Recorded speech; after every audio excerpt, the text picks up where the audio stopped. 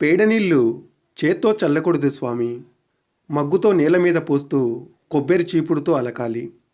శ్రావణమాస 2వ సోమవారం ఈరోజు పొద్దునే మా ఇంటి ముందు నాకు సలహా ఇచ్చింది మా వీధిలో పోతున్న ఒక ఆవిడ.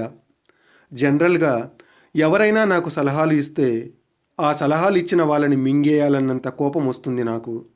ఆ కోపాన్ని కంట్రోల్ చేసుకోవడానికే అయ్యప్ప స్వామి మాల వేశాను నేను. అలాగే తల్లి అని నాకు సలహా ఇచ్చిన ఆమెకు చేతులెత్తి నమస్కరించాను. కారణం, మా ఇల్లు ఇంటిగా కంటే కూడా గుడిగానే బాగుంటుంది.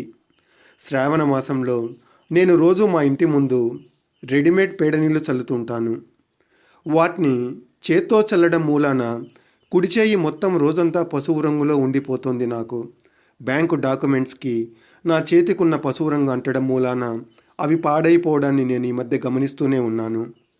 ఈరోజు నా సమస్యకి ఒక పరిష్కారం దొరికింది.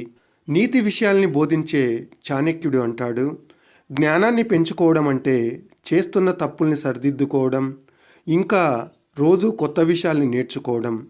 నిన్ను నువ్వు నిత్యం విద్యార్థిగా భావిస్తేనే అది సాధ్యపడుతుంది అంటాడు. ఇప్పటికే నేను మా వీధిలో వాళ్ళని చూసి చాలా నేర్చుకున్నాను.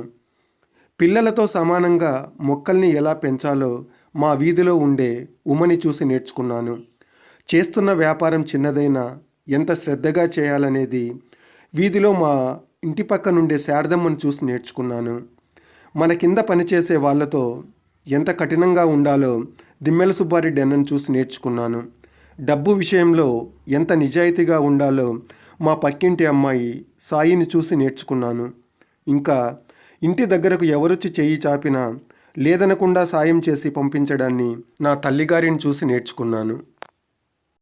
ఈ వీడియో కనుక మీకు నచ్చినట్లయితే లైక్ చేయండి. మరిన్ని వీడియోల కోసం మా ఛానల్ని ఇప్పుడే సబ్స్క్రైబ్ చేసుకోండి. అలాగే నోటిఫికేషన్ల కోసం బెల్ సింబల్ పైన క్లిక్ చేయండి.